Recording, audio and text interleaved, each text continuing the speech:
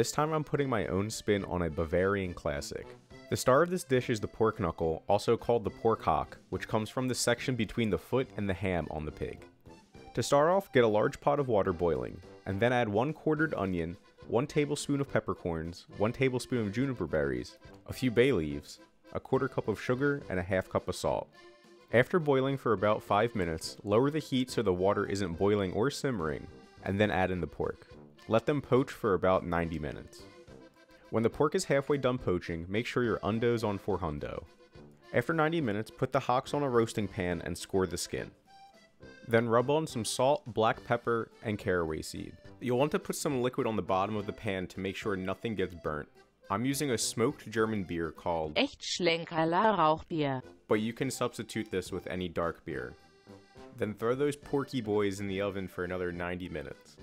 For side dishes, I'm doing a braised red cabbage and roasted potatoes. Start by rough chopping a 1/2 of a cabbage and 1/4 the potatoes. Put the potatoes in a pan with a little bit of oil and sprinkle on some salt and black pepper. Put the potatoes in the oven until they're golden brown.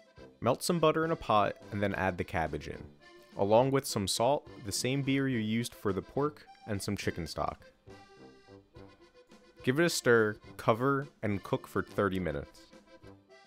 After 90 minutes of roasting, take a look at the pork. If the skin isn't crispy, turn the broiler on and let it broil for another 15 minutes. For the gravy, melt 2 tablespoons of butter and whisk in 2 tablespoons of flour. Let it cook until it smells nutty and then add in some beer. Let that cook until the alcohol's burnt off, and then add in the pan drippings from the pork. If the gravy is too thick, you could always thin it out with a little more chicken stock. All there's left now is to plate the cabbage, potatoes, and the crispy pork hock. This recipe takes some time, but there aren't many ingredients you need to worry about. If you've been wondering about what German food is besides sausages and pretzels, you should give this a try. As always, if you enjoyed this video, leave a like and share it. If you have any suggestions or want to see me make something specific, let me know in the comments below.